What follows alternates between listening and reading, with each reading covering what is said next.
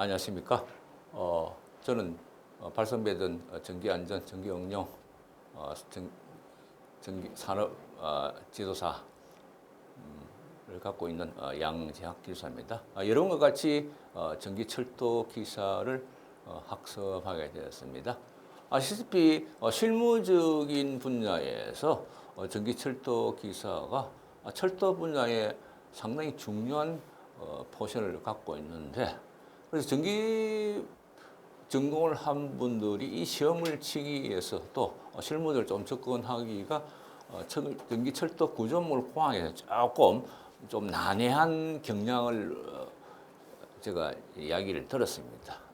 그래서 이제 한 20년 전에 25년 전이죠. 전기철도 기술사를 학습하는 과정에서 그런 기억이 남아서 이번 기회에 전기철도 기사 구조물 과학을 강의를 하게 되었습니다. 자, 봅시다.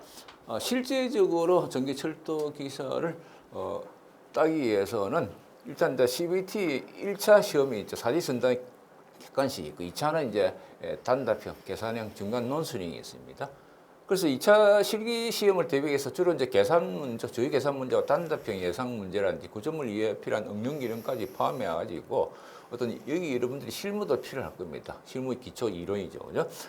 실무와 시험이 유기적 연기를 하기 위해서 1차 시험이 반드시 필요하죠. 그래서 60점 이상이 득점을 무리 없게 달성할 때 구성되어 있다는 얘기죠. 그래서 실제적으로 이게 전기철도 기사는 전기철도공학하고 전기철도구조물공학 1과목, 2과목, 3과목, 4과목이 있습니다.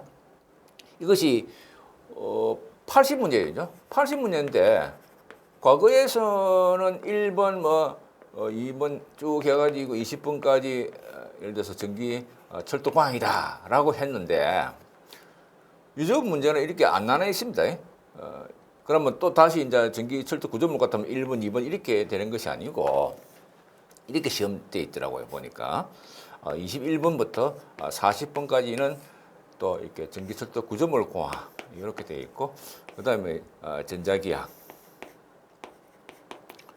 그다음에 60번부터 80번까지는 전력공학으로 되어 있습니다. 이렇게 실제 시험을 얼마 전에 제가 이제 실전을 어떻게 되는지 애들 시험인데 한번 가봤어요. 가보니까 그렇게 돼 있더라고요. 그래서 제 말이 맞을 겁니다. 실질적으로 보면 이제 전기 분야 아닌 그 기사 철도 분야 아닌 분들은 1개월 이내에 보통 학습이 끝나죠, 그죠?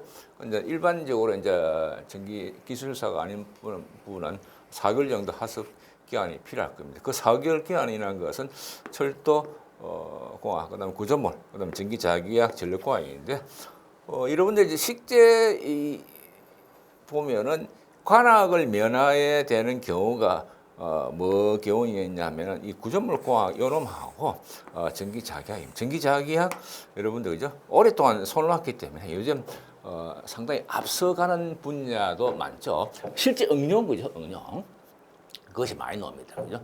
그래서 과거에 공부한 분들은 이거 뭐 옛날에 공부했으니까 별볼 없다 싶어서 휙 보고 넘어갔는데 잘못하면 가르게 말했으면 실제 진짜 애로사항을 제가 들었기 때문에 잘 압니다. 그리고 실무적으로 상당히 많이 필요한 전기철도공학이라든지 구조물과 또 기본적인 이론을 충실해둬야 그다음에 이제 실기에서 관악이 안 나온다. 실기에서 이제 이 구조물 공학하고 어디 되죠?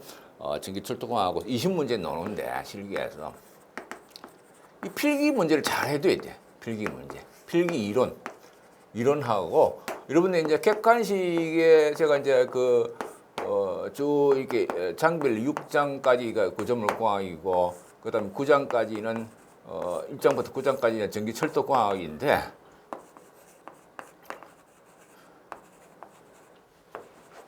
그럼 합쳐갖고 15장 아닙니까? 15장이 이론서에 대한 내용이 바로 어떻게 넘어가느냐? 실기 넘어 있고, 또 실기 쪽에서는 여러분들이 지금 객관식의 필기 문제가 있어요. 제 책의 특징은 그걸 사지선다형에 대해서 이 해석을 아주 충실하게 해놨어요. 좀 해석의 양이 좀 많을 수가 있었기 때문에 이상하다 이 양만 세웠는데 왜 이러냐 그게 아니고 그래서 기본적인 해석이 잘 돼야 어떤 문제가 요즘 CBT 문제 막 응용돼 놓으니까 그걸 해석할 수 있다는 얘기죠.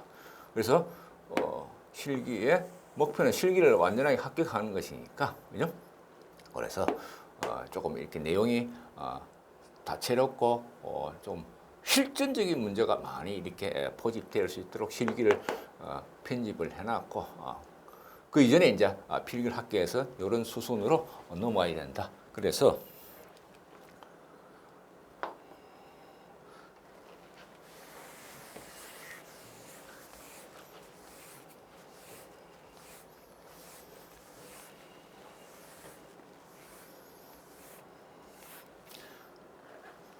이게 보통 이제 왜 필요하냐 보면 실질적으로 우리가 이제 자본주의 사회에서는 돈이죠, 그죠? 뭐 전기 철도 분야에서 감리 입찰 시장에 제 회사도 그 분야에 깊숙이 있게 참여를 하고 있습니다. 무려 한 100억 넘는 공사도 있어요. 한 200억 되는 공사도 그만 있다고 그러더라고요. 감리 시장에 진출하려고 하면은 전기 철도 기사가 기사분들 꼭 필요하고, 그렇죠, 그죠? 그래서 학습하기 전에 전체 책이 있으니까 여러분들 최소 목차를 모든 책은 그렇습니다. 제가 이제 공부할 때 목차를 상당히 강조하는데 목차를 이렇게 손으로 한번 써보세요. 손으로. 그냥 눈으로 보지 말고 손으로 쓰면서 중얼거리라는 얘기죠. 그래서 여러 가지 이제 손으로 쓰면서 이제 인간의 오감 중에 미감 외에 그래도 책을 이렇게 혀로 맡아 보도록 했기 때문이죠. 그래서 이렇게 미감 외의 요소를 동원시켜서 단기를 장기 기억하러 할 수 있도록 그래 한 발전시키는 목차를 그죠? 그렇게 해본 후에 이렇게 3회 정도 복습하면서 물론 인강도 그죠? 그런 것을 실천해야 된단 말이죠. 그래서 굳이 이제 인강을 어떤 사람은 그죠? 처음부터 이렇게 뭡니까 힘과 구조물이라는데 그다음에 설계 6장까지 돼 있는데 그까지를 딱 세팅을 하고 처음부터 본다 그러지 말고 제가 여러 경험을 해보니까 그럴 필요 없어요. 1장 봤다가 그죠? 끝나고 나면 2장 보는 게 아니고 6장 보고 이렇게 혼자밖에 해보세요. 그래야 머리가 조금 시험장에서도 빨리 적응이 된단 말이죠. 그렇지 않고 좀 당황하는 순간 되네. 순서대로 하지 말고 책의 학습은 안 해도 된다. 학습 순서대로. 무슨 말이죠? 인강을 볼 때 그렇게 하면 처음에 맨날 1장, 2장만 보다가는 다 끝나는 수가 있거든. 이해가 안 되고 이해 안 돼도 그냥 빨리 넘기고 다른 장을 보고 이렇게 앞으로 보고 이렇게 하는 과정이죠. 그죠? 문제 대부분 다 그래요. 대부분 다. 여러 두뇌 공학자들이 이야기하는 그런 방법입니다. 실제로 그래요. 그죠? 그럼 나중에 이제 자동적으로 머릿속에 정리가 된단 말이죠. 그래서 보통 내 과목에서 보통 1시간 2시간에서 보통 1시간 시험장에서 합격할 수 있다는 얘기죠. 2시간 시험지면은 시험장에서 1시간 합격할 수 있다는 얘기죠. 그죠? 자, 그래서 이제 그런 학습 방법을 잘 여러분들이 나름대로 제 나름의 비법을 전해주니까 실천하시면 되시고 전체 봅시다. 구조물 공학의 전체는 첫째 이제 힘과 구조물부터 해야지 응력 변형도 전기철도 구조물 기본, 그 다음에 전기철 일반, 다음에는 성질, 전기철도 구조물 설계되어 있죠. 유사한 건데요. 요 말하고 3장하고 4장하고 6장하고 이렇게 겹치게 해놨어요. 그죠? 5장이 좀 특별하게 그죠? 그래서 학습을 할 때에 힘의 구조물 보고 이거 부재 단면 보고 그 응력과 변형도 보고 단면 보고 이런 식으로 해도 상관없단 말이죠. 그죠? 무슨 말이죠? 다만 이제 인간의 특성상 이렇게 몇 페이지부터 이렇게 됩니다. 싹싹 이렇게 나눠서 보이죠. 그죠? 그러면 이 3장, 4장, 6장은 거의 중복되는 건 조금 일부 있어요. 그렇게 해서 머리를 여러분들이 복합적으로 활용을 할 수 있게 썼습니다. 그러면서 응용력이 필요한 거죠. 요즘 CBT 문제가 계속 이게 발전되고 하니 컴퓨터 작업으로 이렇게 AI 더듬어 쓰거나 하면 말이죠. 상당히 어렵게 낼 수도 있고 또 쉽게 낼 수도 있고, 그죠? 왜냐면 이제 자동을 이렇게 조정 세팅 맞춰놓으면 충분히 AI 기능을 통해서 얼마 합격률이 할 수 있다. 예는 데이터가 나오니까, 그죠? 그걸 할 수 있기 때문에 어렵게 시험장에서 자기 시험 치는 날짜에 걸리면 골치 아프잖아요, 그죠? 시험 치는 날짜가 1차 필기는 동일날이 아니죠. 무려 일주일 상관 이상 된다고 알고 있습니다. 재밌는 시험이라고 이게. 그리고 실무에서도 그런 것을 전기철도 구조물을 했다가 전기철도 공학 했다가 서로 이렇게 복합적으로 연계돼야만 실무에서 응용력이 생기죠. 하나만 딱 하면 안 되네, 그죠? 요즘은 다 그런 시대니까. 자, 봅시다. 첫째 과정에서 자, 제 1장을 봅시다. 힘각 구조물을 봅시다. 힘각 구조물은 여러분들이 어떻게 됐죠? 우리가 이제 이 고등학교 시절에 물리적인 그냥이죠. 물리적인 관련이죠. 그래서 물리적 힘에 대한 정의, 그죠? 정지하고 있다, 움직인다 하는 얘기죠. 어떤 방향이나 속도, 라는 얘기죠. 그래서 힘과 가속도의 관계에서는 이제 이거 좀 어떡한다. 이것도 밑에 가야 되죠. 어떤 가속도가 생긴다. 힘이 작용하면은 크기에 비례한 힘의 크기에 물질 질량에 반비례한다. 그 당연하죠, 그죠? 뚱뚱한 사람을 억지로 밀면 잘 안 밀리잖아요. 근데 가벼운 사람을 밀면 조금 가속도 보면 더 빨리 밀리겠죠. 그래서 그때 수식 표현은 F가 M의 F포스라는 것은 어떤 질량하고 가속도의 곱이다 하는 거죠. 이거죠. 우리가 물리 시간을 빼왔죠, 그죠? 그 이야기입니다. 그러니까 쉽게 말해서 그죠. 이 복싱 선수가 뭡니까? 격투기 선수가 이리 큰 사람이 있다고 봅시다. 이거 조그마한 사람이 있다. 그죠? 요 사람하고 하면은 요거 질량이 M이라는 것이 크잖아요. 요 M이라는 것이 작잖아요. 그죠? 근데 한 번째 날르면 이 사람이 그죠? 아무리 빨라도 한 맞으면 키워트리 포스가 크니까. 그죠? 그런 얘기죠. 힘이 크니까. 그죠? 그 질량 그래서 챔피언별로 이렇게 계급을 나눠놨죠. 제급을. 그래서 F 있고 MA다. 요거 꼭 좀 외우시고. 요 이제 힘이란 거는 요 가속도 단위가 조금 달리 있습니다. 그거는 이제 여러분 단위 공학에서 배우게 될 겁니다. 자, 또 힘의 구분을 봅시다.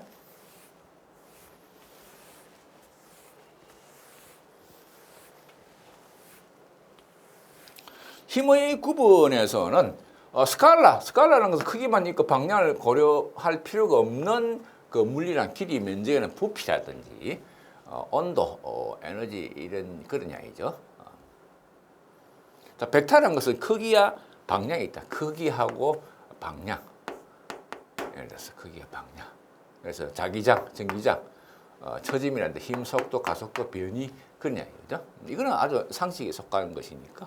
또 여러분들 이제 만약에 착각하는 중에 이건 요즘 젊은 친구들 착각 잘하는데 옛날 이제 저처럼 이제 그때 배운 사람은 좀 착각할 수 있어요. 오래됐기 때문에 힘하고 질량하고 중력 차이입니다. 그래서 중력하고 질량을 봅시다.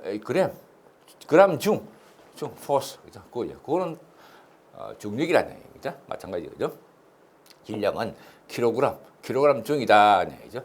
그래서 1kg 중이라는 것은 힘의 단위다.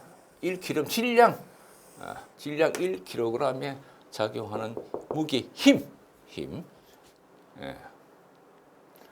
그다음에 다인 관계, 그람 중하고 다인은 고관계. 이거는 그럼 간단하게 여러분 보시기 바랍니다. 요런 것도 시험에 나오더라고. 1g 중에는 980 다인이다. 그래서 예를 봅시다. 이제 5톤의 물체에 작용한 중력. 5톤 요때 질량이라는 얘기죠. 질량. 그러니까 몇 뉴턴이라 얘기죠.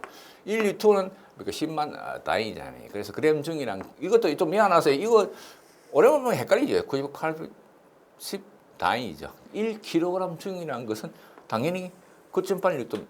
1kg 중이에요. 중은 포스. 1kg 중이라는 것은 9.8 다인이다. 그러면 1리터라는 것은 9.8분의 1kg 포스다. 그런 얘기입니다. 이거 단위 변할 때 많이 나옵니다. 실기에서도 많이 나오고, 다음에 이 보면 필기 객관식 문제에서 많이 나오죠. 그래서 이제 5톤 중력이니까 5톤에다가 5톤이라는 것은 5천 아닙니까, 그죠? 5,000kg에다가 9.8 뉴턴 F 이퀄 MA 그죠? MA 그죠? 이 M이라는 것이 이게 5천이라는 5천. A라는 것이 중력 가속도 이걸 뉴턴 이렇게 하니까 9,800 그죠? 곱하니까 49,000 뉴턴의 중력이다. 네, 그죠? 헷갈리집니다. 이거 막 시험장에 가면 아주 이런 단순한 것도 헷갈리기 때문에 또 여러분들 실무적으로 할 때에 뉴턴을 막 쓰기도 합니다. 요즘 그죠? 뉴턴.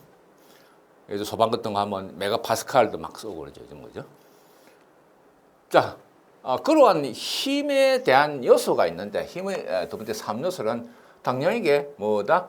길이를 표시하는 힘의 기구, 크기죠. 마그니튜드 포스여 가지고 이렇게 길이로 나타난다. SP의 바 이렇게 한다. 그래서 스칼라의 크기다. S란 것은 또 P란 것은 단위 벡터, 전단 압력 등으로 해석된다는 얘기고. 그다음에 크기가 있고, 그다음에 뭐죠? 크기. 두 번째에 이렇게 방향, 디렉션. 이건 세트라 표시한다. 이것도 이제 이 시험에 자주 나옵니다. 그러면 여러분들 이제 실무적으로 할 때에 어떤 벡터란 개념을 안 두고 잘못 이해를 하게 되면 방향성이 없게 되는 그런 대화가 될 수 있다는 얘기죠. 그죠? 그러면 이 자기 컨셉하고 여러분들이 상대방의 컨셉이 다를 수 있기 때문에 상당히 조심해야 됩니다. 그래서 선분의 길이, 기울기와 화살표를 표시한다. 화살표. 이런 것도 어떤 통일성을 가져야 돼요. 여러분들 이제 프랑스 사람하고 미국 사람하고 서로 조금 개념가 다를 수 있어요. 한국 사람은 개념 다를 수 있겠죠. 그런 이제 통일적인 개념을 갖기 위해서는 서로 약속을 해야 돼. 그래서 방향도 이렇게 화살 표시한다, 기울기 한다 이렇게죠. 그다음에 힘의 작용점이란 것은 포인트 오브 어플리케이션이라고 이렇게 X, Y 좌표를 표시한다. 시작점, 끝점이다. 그래서 선분상의 한계점으로 표시한다는 얘기죠. 그걸 또 묶어가지고 이런 식으로 한다 그냥 그죠?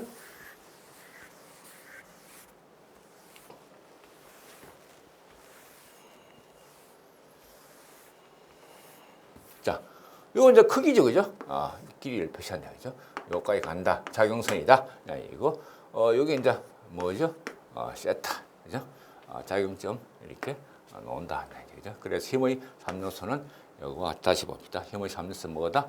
크기, 방향, 작용점이다, 라는 이야기입니다, 그죠? 요거, 자, 그죠? 요거죠, 요렇게. 요즘에는 같은 방향으로 갈 수 있네. 그래서 이런 문제도 또 25년도에서도 실제 시험을 이렇게 나왔습니다. 그죠? 힘의 크기는 요 작용선 안에 있다. 뭐 이렇게 그런 것도 나오더라고. 아주 단순한 문제도 개념을 이해 못하면 헷갈리는 그런 문제도 많이 나옵니다. 그 다음에 이제 힘의 단위를 봅시다.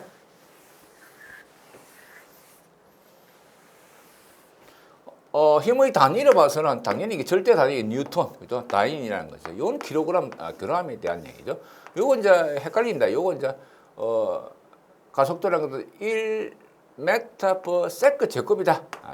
요거는 다인인 것은 cm/s 제곱이다. 가속도가. 그다음에 이제 고항 단위하고 중력 단위. 요건 절대 단위고. 요건 중력 단위입니다. 이건 킬로그램 포스. 요건 책대로 이렇게 읽어보면 되겠죠, 그죠? 이런 건 헷갈립니다. 요 정도 알아야 되죠. 1kg 포스라는 것은 9.8 뉴턴입니다라고 합니다, 그죠? 힘이, 그죠? 뉴턴이라는 것은 힘이다는 얘기죠. 1kg 포스 얼마다 몇 뉴턴이다? 9.8 뉴턴. 이걸 잘 이해하나요? 이렇게 단위 고하게 변형을 할 때 헷갈리지 않습니다. 상대방 실무적으로 상대방하고 킬로그램 포스하고 이쪽으로는 프랑스 친구는 뉴턴을 하는데 미국 친구는 뭡니까? 이게 뭐 인치 어쩌고저쩌고 하죠, 그죠? 그러면 헷갈리죠, 그죠? 그거 같이 서로 이제 그래서 이제 단위 광을 이제 별개로 배우지 않겠지만 이제 이 해석하는 과정에서 여러 가지 실기라든지 필기 과정에서 나오게 됩니다. 그 다음에 이제 1kg 포스 의미는 뭐다? 질량 F ml 있잖아요, 그죠? ml, 그죠? 요 질량, 요 놈의 질량 1kg에서 가속도가 뭐다? 중력 가속도 9.8 m/s 제곱의 가속도를 발생시키는 힘이다라는 얘기죠. 그만 하면 되죠. 나머지는 이제 1kg 포스라는 것은 그죠? 요 같이 무기를 지탱한 힘이다. 요거 다시 넣어줘, 그죠? 요거는 뭐 그냥 안 써도 됩니다. 하지만 한 번 더 그래도 한 번 더 읽어봅시다. 그래 머리 각인되어 있죠. 그죠? 요런 톤 포스라든지 킬로그램 포스, 그램 포스로 힘의 고항 단위로 표시한다. 절대 단위가 고항 단위다. 힘 단위가 이거 헷갈리죠. 여러분 이런 그림을 좀 그리세요. 이게 뭐죠? 절대 단위하고 또 뭐다? 이거지 중력 단위로 나온다. 그죠? 물량. 물리학 단위에서 이건 공학 단위로 이렇게 그죠? 이런 식으로 여러분들 평면을 공부한 보다 이거 그림을 좀 그림을 제발 좀 그림을 그리세요. 여러분들이 기억에 잘 남는 것은 그림이에요. 어? 예를 들어서 이제 젊을 때에 여러분들이 학창 때에 멋지 나가시가 있다. 그러면 그림이 기억나잖아요. 그죠? 아주 몸매 좋다. 그럼 옷이 뭐 초록색이다, 분홍색이다 하면 아주 그림이 잘 기억나잖아요. 몸매 같은 기억나고, 그죠? 그와 같이 그림으로 마인드맵을 통해서 여러분들 기억을 뭐다 단기적인 것을 점차 그림을 그려서 뭐다 장기 기억하러 나타나는 거죠. 그 평생 아니죠, 목적이죠. 그다음 봅시다. 네 번째 이제 힘의 비행 조건과 힘의 이동성을 봅시다.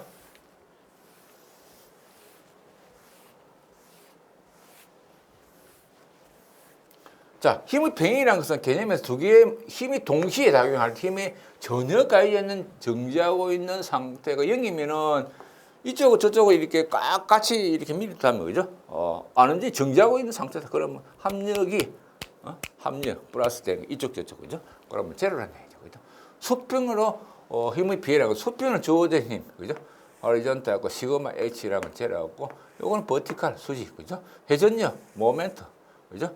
그래서 합력 R라는 것은 요거 그죠? 요놈 피타고라 정리해서 합치시는 거죠. 요거 잊지 마시고 요거 제로더라 그냥이죠. 합력이 제로다 그냥이죠. 시력도도 배합돼야 된다. 다음에 또 나옵니다. 연력도도 배합돼야 된다. 그래서 요것도 자주 시험에 나오기도 하고 실제로 이제 실무에서도 좀 검토해야 될 구조공학에서 많이 검토됩니다. 여러분들 구조공학이라는 것이 사실은 기술사라는데 이런 데 모든 것에 시험의 원칙은 국내 시험 원칙은 이게 토목입니다. 토목. 그래서 토목이 상당히 중요합니다. 특히 이제 실무에서 발송배전 기술사를 제가 지금 실제로 하고 있기 때문에 이 토목이 많이 필요합니다. 철탑 기초라든지 이런 거 상당히 많이 필요하죠. 건축물 기초 그런 거죠. 특히 이제 철탑 기초 같은 거, 토목 구조 공학 엄청 필요합니다. 그래서 여러분들이 이것은 또한 기술분들도 듣고 있기 때문에 많이 필요할 겁니다. 구조물 공학이. 또 힘의 작용성은 선의 뭐다? 연장선에 있다. 이거 반드시 알고 있어요. 이거 시험에 자주 나오기도 하고 서로 대화하는 과정에서 실무적으로 헷갈릴 수 있거든요. 연장선이 분명히 있다 있습니다. 요런 연장선이 있다 그죠? L. 힘의 크기를 L 표시하는 거죠. 요 연장선이 있다. 요 연장선이 있다. 그런 얘기죠. 자, 힘의 이동성은 뭐냐? rigid body. 그러니까 강체.